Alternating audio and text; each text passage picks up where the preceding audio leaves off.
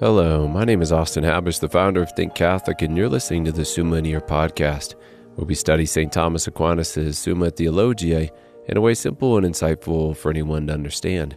The Summa podcast is brought to you by Think Catholic. Taking 2 questions of the Summa a day, we'll seek to summarize St. Thomas's responses, discovering the brilliance of Aquinas and his Catholic faith is day 305.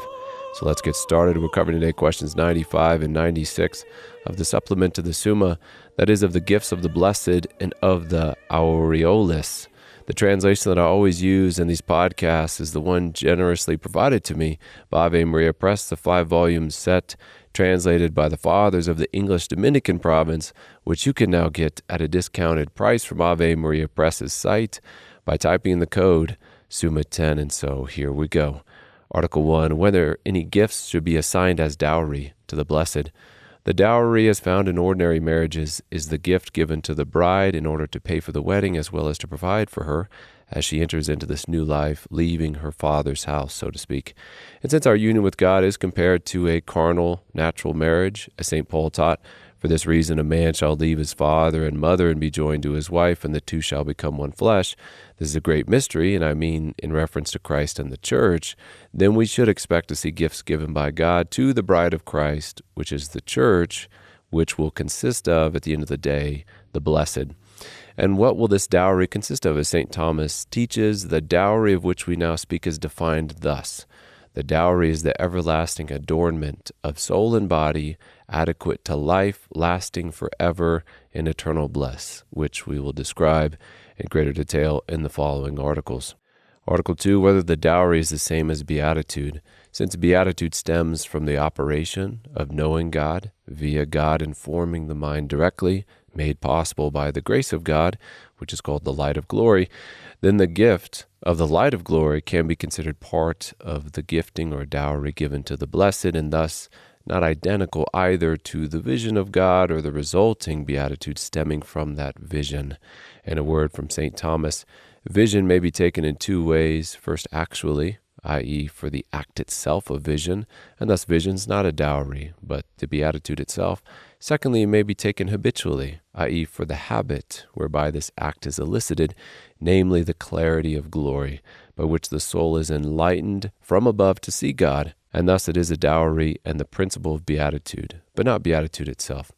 Article 3, whether it is fitting that Christ should receive a dowry. In brief from our article, the same person does not both give and receive a dowry, but it is Christ who gives spiritual dowries. Therefore, it is not fitting that Christ should have a dowry. Article 4, whether the angels receive the dowries. The angels who are blessed, who did not fall, also receive everlasting adornment from God, which was part of Aquinas' definition of a dowry, as used in the circumstance. However, since the notion of dowry comes with the carnal union between man and woman, that's the analogy, it is more fitting to speak about dowries when discussing human beatitude, since Christ adopted a human nature. Thus we hear the following words from St. Thomas. Although the angels are included in the unity of the church, they are not members of the church according to conformity of nature, if we consider the church as bride, and thus it's not properly fitting for them to have the dowries. Article 5, whether 3 dowries of the soul are suitably assigned. In heaven, the blessed are A, raised by the grace of God, which is the light of glory, and informed in the mind by the essence of God. B, they thereby see God to the extent possible for the created and to the degree of their very own charity and merit. C, they experience the divine fruition. As Aquinas teaches here, 3 dowries correspond to the 3 theological virtues, namely vision to faith, comprehension to hope, and fruition to charity. We can then turn to question 96 of the aureoles, which I'm just going to use the word halo to describe. The Latin is difficult, if you can't tell already, to pronounce for me.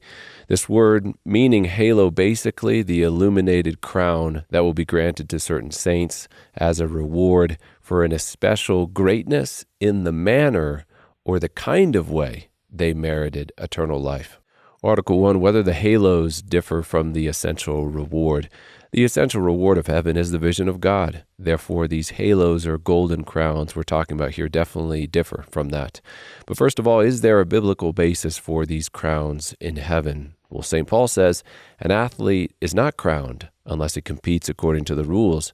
And so it's fitting because we see also biblical justification for certain persons who receive a special reward in heaven without necessarily affecting their essential reward. As Jesus Christ taught, whoever then relaxes one of the least of these commandments and teaches men so shall be called least in the kingdom of heaven. But he who does them and teaches them shall be called great in the kingdom of heaven. St. Paul says, let the elders who rule well be considered worthy of double honor, especially those who labor in preaching and teaching.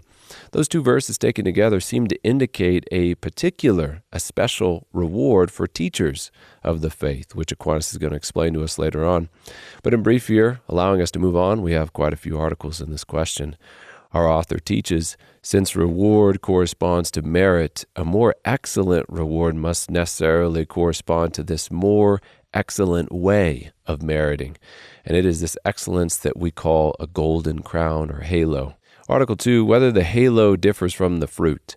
This question stems from Jesus' parable of the sower, where he said, other seeds fell into good soil and brought forth grain, growing up and increasing and yielding 30-fold and 60-fold and 100-fold.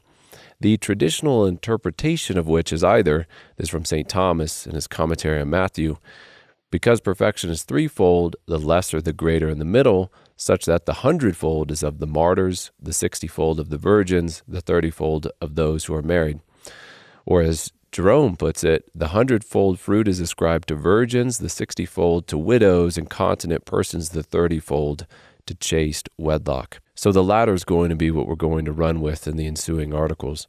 And since continence is considered a fruit of the seed, the Word of God, then our present article is asking whether the fruit of virginity, for example, is distinct from the crown of virginity, which we will speak of later. Aquinas responds, although the halo is an accidental reward added to the essential reward, nevertheless, not every accidental reward is a halo, but only that which is assigned to works of perfection, whereby man is most confirmed to Christ in the achievement of a perfect victory. Hence, it is not unfitting that another accidental reward, which is called the fruit, be due sometimes to the withdrawal from a carnal life. Article 3, whether a fruit is due to the virtue of continence alone. The answer here is yes. As St. Thomas says, consequently, a fruit corresponds especially to that virtue which more than any other frees man from subjection to the flesh. Now this is the effect of continence. Therefore, fruit corresponds to continence rather than to another virtue.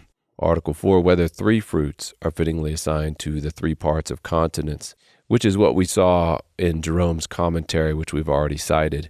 And a word from this article, the spirituality that is necessary, i.e. required for salvation, consists in the rectitude of the spirit not being disturbed by the pleasures of the flesh, and this obtains when one makes use of carnal pleasures according to the order of right reason. This is the spirituality of married persons. Spirituality is superabundant when a man withdraws himself entirely from those carnal pleasures which stifle the spirit. This may be done in two ways, either in respect of all time, past, present, and future, and this is the spirituality of virgins, or in respect of a particular time, and this is the spirituality of widows. Article 5, whether a halo is due on account of virginity.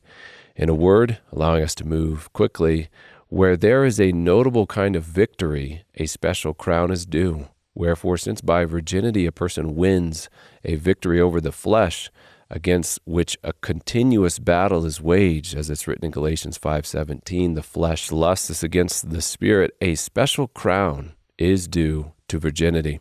And when it comes to widows, we hear, the 60-fold fruit is due not to every widow, but only to those who retain the purpose of remaining widows, even though they do not make it the matter of a vow, even as we have said in regard to virginity. Article 6, whether a halo is due to martyrs. Crowns are designated to athletes who fight and conquer.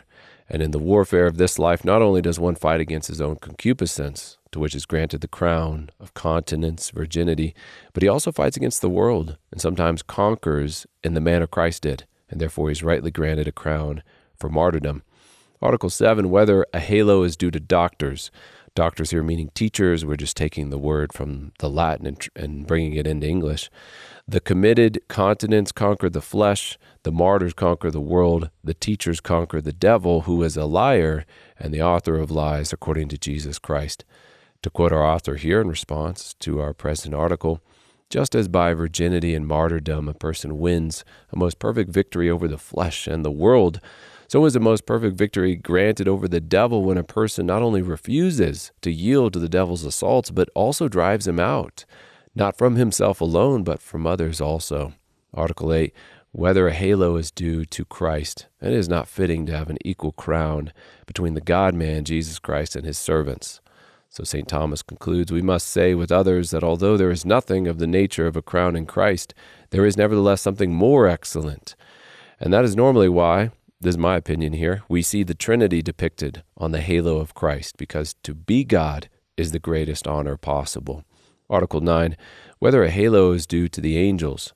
From our article, St. Thomas says, it is written in 2 Timothy 2, he shall not be crowned except he strive lawfully. But there is no conflict in the angels, therefore a crown is not due to them. Article 10, whether a halo is also due to the body. As also answered briefly in our article, properly speaking, the halo is in the mind, since it is joy in the works to which a halo is due. Yet from the joy in the halo there results a certain body comeliness or beauty, so that the halo is chiefly in the mind, but by a kind of overflow it shines forth in the body. Article 11, whether 3 halos are fittingly assigned, those of virgins, of martyrs, and of doctors. And that's what we've concluded thus far, which Aquinas is going to confirm for us here in the following words. A crown is an exceptional reward corresponding to an exceptional victory, wherefore the 3 halos are assigned in accordance with the exceptional victories and the 3 conflicts which beset every man. For in the conflict with the flesh, he above all wins the victory who abstains altogether from sexual pleasures, which are the chief of this kind, and such as a virgin. Wherefore a halo is due to virginity. In the conflict with the world, the chief victory is to suffer the world's persecution, even unto death. Wherefore the second crown is due to martyrs, who win the victory in this battle. In the conflict with the devil, the chief victory is to expel the enemy not only from oneself, but also from the heart of others. This is done by teaching and preaching. And consequently, the third crown is due to doctors and preachers. Article 12, whether the virgin's crown is the greatest of all. And each type of halo can be greater than the other depending on what perspective you measure them. From the perspective of the type of conflict, that of the mind, the doctor's conflict is the most important, being against the devil and the souls of those bound to him through error. For the teacher seeks to prepare them for conversion and sanctification if they've already been converted, and perseverance as well. However, the martyr's conflict is most painful, for he is put to death, possibly tortured on the way for the sake of Christ. Yet from another perspective, the virgin's road is the most perilous, for the threat of concupiscence is always near, and concupiscence is an interior battle, an enemy from within rather than from the outside. Thus, depending on what criteria you are considering, each halo can be considered greatest as compared to the others. Article 13, our last article, whether one person has a halo more excellently than another person. And this is a great question. For example, between 2 vowed or intentional virgins, is one's crown greater than the other? And since the reward of these halos is coming from a particular act of virtue, from the arduousness in combat, like that of virginity, teaching, martyrdom, then insofar as within those categories there is greater or less ardor within the type, within the struggle, the greater or lesser the crown will be. In an analogy, think of how a flame, the one flame, can turn from red to yellow to blue in increasing heat. So too, we will be able to see a distinction in the glory of the crowns, even within the same type in heaven. To quote St. Thomas, bringing this episode to a close, he tells us, intensity of the crown corresponds to intensity of merit derived from the kind of act.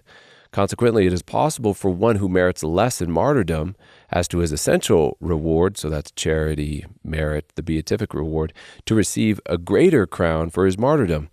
And the virginity of one may be greater than the virginity of another by reason of a greater withdrawal from that which is contrary to virginity, so that virginity is stated to be greater and one who avoids more the occasions of corruption.